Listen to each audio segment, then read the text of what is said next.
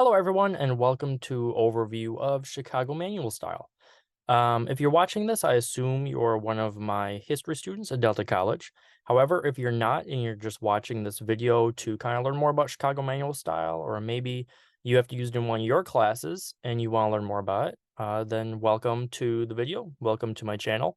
My name is Travis Faustin, and I am a adjunct history instructor at Delta College. So welcome, and I hope this video teaches you a little bit more about Chicago Manual Style than you originally knew prior to watching it. So without further ado, let's get into Chicago Manual Style. So what is Chicago Manual Style? This is a question that I get asked often by my students. So I figured I'd give you guys a bit of an overview on what exactly it is. So Chicago Manual Style is abbreviated CMS. So throughout the rest of this video, I'm going to be saying CMS instead of saying Chicago Manual Style, because that's kind of a mouthful, right? So CMS is a way to cite your sources in academic papers. CMS actually differs from other citation methods. So unlike MLA and APA, MLA, of course, being used by the English professions and APA being used by the sciences, Chicago Manual Style is not widely used. In fact, Chicago Manual Style is really only used by historians, sometimes by journalists, and sometimes also lawyers when they're training to become lawyers. So academic lawyers, they also use CMS to cite things. So CMS, you'll soon find out why it's different than MLA and APA. So CMS uses a bibliography instead of a works cited or a references page. So in MLA, you would often use a works cited, which basically is a list of your sources, right? It's a source list. And in APA uses references. And the reference list is the same thing. So it's a list of the sources you're using throughout the paper. It's to let your reader know what sources you used and where they can find those sources as well if they're interested in them. So unlike MLA and APA, CMS does not use in-text citations. So MLA, if you're familiar with that, of course, uses the in-text citations. And those would be the author's last name, followed by a page number in parentheses. And that appears directly in the text of the writing. So you would write a sentence, say, if we're talking about, say, the author Maya Angelou, right? So you would say, Angelou in one of her books states that blah, blah, blah. And then you would put Angelou and what page number that it appears on. So that's how MLA does it. APA also does it similarly to that, where it lists the authors of the source and the page number it appears on, or the year that the source was printed, and that appears right in the text, right next to where the information is being written. But CMS does not use in-text citations. CMS uses footnotes or endnotes. And don't worry if you don't know what those are. We'll get into it in the next slide. A little bit about footnotes. So a footnote, if you don't know what that is, it is a citation method that provides the entire citation of a source on the same page the source was used. And it's useful for quickly identifying where information in a paper came from. So instead of just putting that little quick, author, last name, and page number in your paper, and making your reader have to scroll all the way back to your final page of your paper, your references page or your works cited, and match that author last name up with, a last name, the same last name in your works cited, your reader can just glance right down the bottom of the page and say, oh, well, this is where this came from. And that image on your screen there is actually the guidebook for Chicago Manual Style. So it's also sometimes called the Turabian style because, as you can see, the book was written by Kate Turabian. But Turabian style and Chicago style differ just slightly enough for them to be classified as two different styles. They're relatively the same, but there's some different nuances. So Chicago style is like I said, just a quick overview, mainly used in the history profession, mainly used for academic papers, and it's a good thing to use if you want your audience or your reader to be able to see the information, where you're getting your information from quickly instead of having to flip all the way back to the end of the paper. So let's move on. So using Chicago manual style, adding a footnote. So, there are, of course, different ways to add footnotes based on which software you're using. So, if you're using Microsoft Word, there's a different way. If you're using Google Docs, there's a different way. And if you're using Pages, which is basically Apple or like a MacBook's version of Microsoft Word, there's a different way to do it for that one as well. So I know I got this on the screen. That's kind of like a flow chart of where you have to go to to add in this footnote. But I'm actually going to switch over to Microsoft Word and then Google Docs and then Pages. And I'm gonna actually show you on my screen where you can go to add that stuff in at. So I will see you guys in Microsoft Word. So here we are in Microsoft Word, and chances are if you've used Microsoft Word, this screen should look pretty familiar to you. If it looks a little bit different to you, it's because I'm using Word on a MacBook. So I know the MacBook version of Word differs a little bit from the Windows version, and then the Mac and the Windows version both differ from the Microsoft Word Online. So these screens may look a little bit different to you, but they're all relatively the same. And all these tabs up here, if you can see my mouse up here, they're all relatively the same.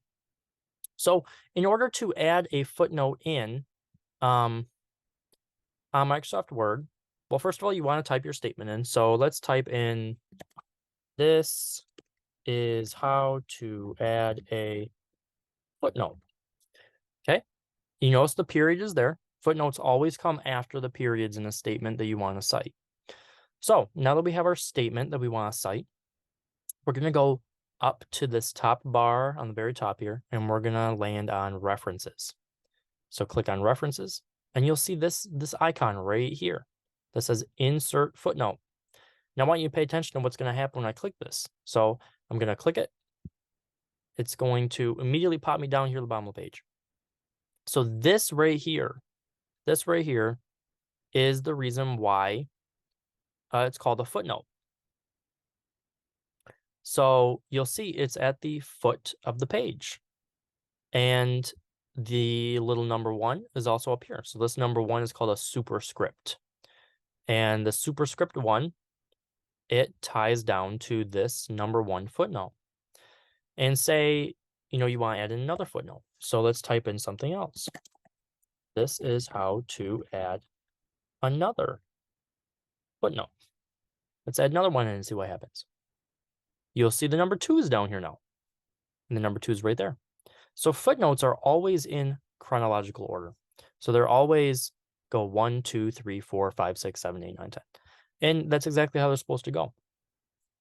And you'll see this little line is going to appear on every software that you add a footnote in. So whether it's Microsoft Word or Google Docs or Pages, it's going to appear there all the time. And that denotes that you're doing this correctly. If this little line is here, these little numbers are down here. They're supposed to be little, so don't make them any bigger. They're supposed to be little like that. That denotes that you're doing it correctly. So let's pop on over to Google Docs, and I'll show you guys how to add in the footnote from Google Docs. So here we are in Google Docs, and if you use Google Docs regularly, the screen will, of course, look familiar to you. Unfortunately, I don't use Google Docs on a regular basis, so I don't know if the Mac version is different than the Windows version. But I would assume they're pretty much the same because it's an online service and you're meant to be able to access it no matter what device you're using. They even have Google Docs on phones now. So I imagine the screen looks relatively similar whether you're using Mac or Windows. So once again, let's type our statement in. So this is how to add a footnote. All right, now that we got our statement in, we have to figure out how to add in the footnote.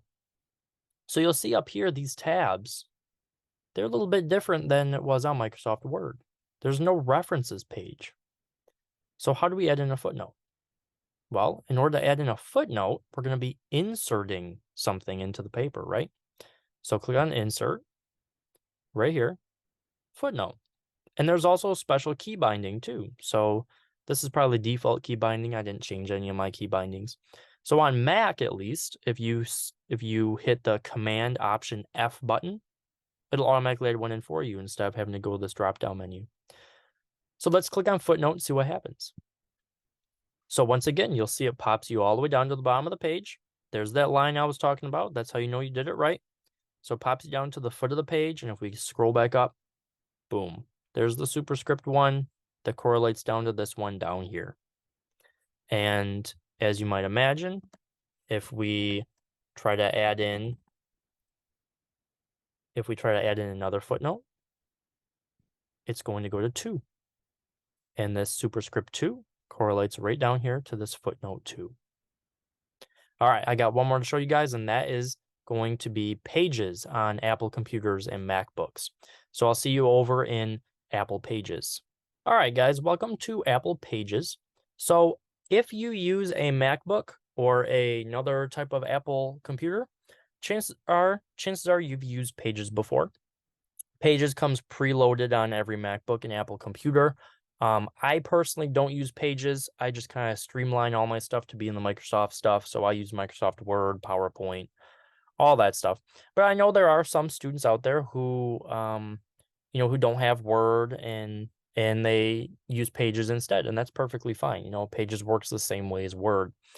So let's type in our little statement. This is a footnote. Now we have to figure out how to add the footnote in. So how do you think we would do that on Pages? Well, if we look at these tabs up here, there's no references like there was on Word, but there is an insert like there was on Google Docs. So maybe the insert does the same thing that Google Docs did. Let's click on it and figure it out. Okay, looking down the list here, and there's footnote. So the insert does do the same thing it does on Google Docs. So let's click that. And you'll see right down here, there's that line again I was talking about. That's how you know you did it correctly. And we got a 1 up here, our little superscript 1, correlates down to the superscript 1. And let's see what happens if we try to put in a 2. There's our superscript 2, correlates down to the superscript 2 below the line. So that's how you add in footnotes on each of the 3 major softwares. All right, everyone, welcome back to the PowerPoint. Like I said, there's the little flowchart type things for each of the 3 word processing softwares that we just went through: Microsoft Word, Google Docs, and Pages. So if you're less of a visual person, more of a reading person, there it is right there, all written out for you. So then the last couple things I want to mention that's on this slide is some notes on footnotes. So the footnotes, if added correctly, will always count upwards, as we saw in the 3 demonstrations. So it goes from 1 to 2 to 3 to 4 to 5 and all the way up, however many footnotes you have. So they'll always count upwards. They'll never count backwards. They'll never stay the same number. If they're staying the same number, that likely means that you're doing it wrong. And you're not using the insert footnote buttons on the word processing software that you're using. So make sure that you're doing it the exact way that I showed you, or else it's likely going to just keep adding the same superscript number. It's just going to keep staying at 1. So you want to make sure that line is there at the bottom. That signifies that you did it correctly, and all your footnotes should be below that line. And then the cool thing about Chicago Manual Style is there actually is no limit on the number of footnotes you can have on one page. So if you have, 7, 8, 9 sources that you used on that one page, there should be 9 footnotes at the bottom of that page, and no one's going to complain about it. No one's going to, get on you about having 9 references on one page. I'm a big believer in the fact that if you're citing your information, nothing bad can come of it. You should always be citing your information anyway. So let's move forward and we'll learn a little bit more about Chicago Manual Style. So there are a couple different citation methods, depending on what type of source you're citing. So first, we're going to talk about citing books. So the Chicago Manual Style book citation is a pretty general basic format. So you have the author's first name, last name, the title of the book, the place of publication and the publisher and the year, all in parentheses, and the page number. So remember, all this information is going to go in the footnote at the bottom of the page. So you'll notice I color coded this information, and then on the pictures there, that is a book page, or this is a book that we're going to be using for an example. So we have the title of the book, The Underground Railroad in Michigan. That's, of course, outlined in yellow. We have the first name of the author, Carol. And then sometimes you can also put, if you want to, you can put their middle initial if it's included. You can put E, Carol E. And then Mole is her last name, so that is outlined in blue. It's kind of harder to see, but outlined in green is the place of publication and the publisher. So it's down at the bottom of that picture on the left-hand side. So McFarland and Company Incorporated, publishers is, of course, the publisher. The places of publication are Jefferson, North Carolina, and London. And then brown for the year. So if we go over to the other image on the right side, we'll see that it was copyrighted in 2010. So that copyright date is the year that the source was published. So let's look over right next to the image and look at what a footnote citation for this book would look like. So we have Carol E for the first name and middle initial. Then we have Mole for the last name. The Underground Railroad in Michigan is the name of the book. And then if we look down to the green outline, we can see that this book was published in Jefferson, North Carolina, and London. And it's perfectly okay to have two publication places in there. Just put whatever your source says, whatever the book says. So Jefferson, North Carolina, and London. Then we have a colon. McFarland and Company Incorporated, publishers. You always want to put the full name of the publisher. And then we have to look over on the other page, see when it was copyrighted. It's copyrighted in 2010. And then in footnotes, you have to use the page number that the information came from.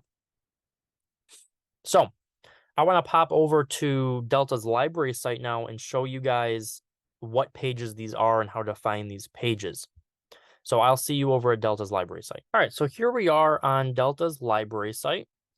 And you can see right up here, right, Delta College. And you can see that I've searched the Underground Railroad in Michigan. So that's the book that we've been using as our example. So you can see right here, when you search a source, you can usually find all the information you need in that citation right here, right below the title of the book without even having to click on the link to the book. This one provides a little less information, but still some of the information you need. But I want to show you the actual pages and where to find the information. So let's go ahead and click on the book. And again, here's some of the information you might need, or not might need, but some of the information you do need for your footnote, but still not all of it. So let's actually go into the book. So here, of course, we have the cover page. It provides some information that we need. So there's the author, there's the title of the book, of course. Let's scroll down. There's the title of the book again. And title of the book, the author. There's the full name of the publishing company. So that's useful information. That's information we need. Then right on the next page is known as the copyright page. It'll give you the copyright date, and there's that date. So all the information that you need to put in a citation is usually within the first few pages of any given book, any book at all. You'll find the copyright information and the publishers and all that stuff. So let's pop back over to our PowerPoint and finish up learning about how to cite books. All right, so now that we know what needs to be included in our citation and where the citation goes, of course, it goes in a footnote at the bottom of your page. Let's take a look at what it would look like in the bibliography. So the bibliography, as I stated before, is just the same that a works cited or a references page would be. It appears at the very end of your paper and has a list of all the sources you used in that paper.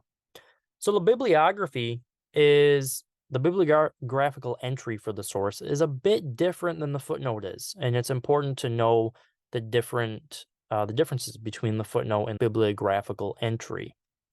So the first major difference is that instead of the first name coming first in the bibliography, the last name of the author actually comes first. So the bibliography is going to be alphabetical by last name. So instead of Carol's first name, it's going to be her last name. So I'll direct your attention to right here, this right here, the example of bibliographical entry. So the entry looks like Mole, comma, Carol E, period. Also notice that there's periods instead of commas in the bibliographical entry. Then you get the title of the source, and then you get the publishing place and the publishers and the year. So basically everything is in the same order except for the name of the author, and that's because the author's names in the bibliography have to be alphabetical by last name. Don't ask me why, I don't know. That's just how Chicago Manual style is. So I hope this taught you a little bit more about how to cite books in Chicago Manual style, but you're also going to need to know how to cite academic articles. So let's get into that. So academic article citations are a bit different than book citations, but it still includes mainly the same information.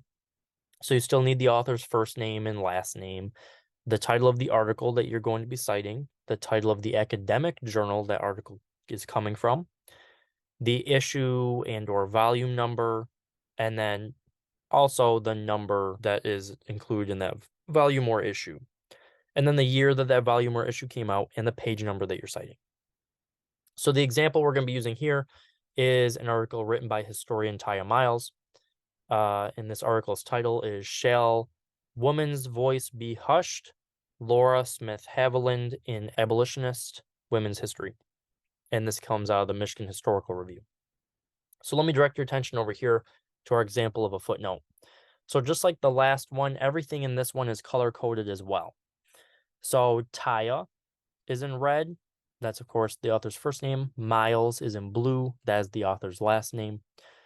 The title is in yellow. The title of the academic journal is in green. And the academic journal is, of course, called the Michigan Historical Review. The volume number is 39. And the number in that volume is 2. So you put the number 2. And then this was published in fall of 2013, but you don't need to include the fall. You can if you want. It's not needed. So you can just put 2013. And then, of course, the page number that you're going to be citing the information from. And then same for the bibliographical entry. The same as books, the academic articles, those names are flipped around too, because the whole bibliography has to be organized by alphabetical order. So Miles would come before Taya. So the last name comes before the first name. So Miles Taya, and then the entire citation is the exact same after that, with the exception that instead of commas, there are now periods. Everything else is the same. And then the only other thing that's different is this right here. You have to include the page range. So actually, instead of writing page range, I should have wrote pages 1 to 20, because right here, pages 1 to 20. And this image here is an image taken from JSTOR, which is an academic article database that you'll likely be using if you're in a history class. And this is what the screen would look like on JSTOR. So I'm not going to go into Delta's library site and show you this one, because this is how it's going to look. However, if you're one of my students and you have any questions about how to get into JSTOR or where to find academic articles on JSTOR, please feel free to send me an email and I'll be happy to show you that information. So moving on. We need to know when to cite. So using Chicago Manual style, when to cite. So it's important to know when to cite information and when you don't necessarily need to cite information. So let's start right at the top of this list. Of course, if you're directly quoting from a source, so the example there is the origin of the Underground Railroad will remain forever unknown. So that is from Carol Moll's book, The Underground Railroad in Michigan. That is a direct quote right on the first page of her book. If you're directly quoting from a source, yes, it needs to be cited. This is not a, well, maybe I'll do it, maybe I don't have to. This needs to be cited. If you're quoting something, it needs to include a citation of where that information came from. If it does not, this is considered plagiarism. And depending on what college you go to, the ramifications for plagiarism could be quite severe. So if you're including quotes for anything, it needs to be cited. Paraphrasing from a source. So this is not directly quoting from a source, but it's basically taking a quote and putting it in your own words. This still has to be cited. Most students think it doesn't have to be because they're saying, well, I put it in my own words, so it doesn't have to be cited. You still got the information from somewhere else, so the information still needs to be cited. So this, again, is basically a rephrasing of the quote above. It says, historians believe the origins of the Underground Railroad are unknown. Well, which historians believe that? It'd be useful for your reader to know that. Carol Mole states that in her book. So you would put that footnote in, and you would include the citation for Carol Mole's book where she states the origin of the Underground Railroad will remain forever unknown. So paraphrasing also does need citations. The next thing, stating the author's name in text. So the example is Carol Mole states that the origins of the Underground Railroad will remain unknown. Just because you're stating the author in the text, that author likely has many books written and many academic articles written. So your reader needs to know, where'd you get that one from? Right? They might know who Carol Mole is. They might say, oh yeah, I've heard of her. She writes all that stuff on the Underground Railroad. But they might not know in which, book or article she wrote that the origins of the Underground Railroad might remain forever unknown. So that needs a citation. And I know this is one of the things that differs from MLA or APA. Usually in MLA or APA, if you put the name of the author, all you need to put then after the author's name is the year in text. That's not how CMS works. You have to have the footnote in, and you have to have that full citation in at the bottom of your page and where you got the information. The same goes if you're stating the source title in text. So the example is, in the Underground Railroad in Michigan, it is said, that's supposed to say that the origins of the Underground Railroad will never be unknown, or will never be known. But just oversee my error and read it as, in the Underground Railroad in Michigan, it is said that the origins of the Underground Railroad will never be known. Okay, well, great. You got it from that book. But who's to say there's not 50 different versions of that book? Who's to say that Carol Mole is the only author that's ever written a book or an article titled that? Right? It's a common title. So even if you're stating the source title in text, you still have to cite that source. You have to let your reader know it's the one written by Carol Mole, in whatever year it was written, and here's the page number I got this information from. It needs to be cited. It's not a question on whether or not it does. It needs to be cited. And if you are one of my students and you ever have a question on what types of things have to be cited, if I have to cite this statement over this statement, please feel free to send me an email. I will be happy to give you a little bit more information on that and let you know, if something needs to be cited or not. Because I would rather have you guys cite your information than not cite it and then, have to get an email from me saying, well, technically you plagiarized on this. I hate sending emails like that. So if you ever have a question on what has to be cited, just feel free to email me and I'll be happy to answer that question for you. And then our last point of this entire PowerPoint, if you are writing your own thoughts, ideas, or opinions, you do not have to cite. So of course, it could be easy just to cite every single statement in your paper, but you don't want to do that. You want to use your own thoughts, ideas, and opinions. So what are your thoughts on Carol Mole's statement that the origin of the Underground Railroad will remain forever unknown? You can use that quote in your paper, but provide your own thoughts on it too after you cite it. And using your own thoughts, ideas, and opinions is the best thing to do in academic papers. Because first of all, it's less work on you. You don't have to cite. And second of all, academic papers are about sharing your knowledge with your reader. So that will be it for our little lesson on Chicago manual style. I thank you very much for watching this.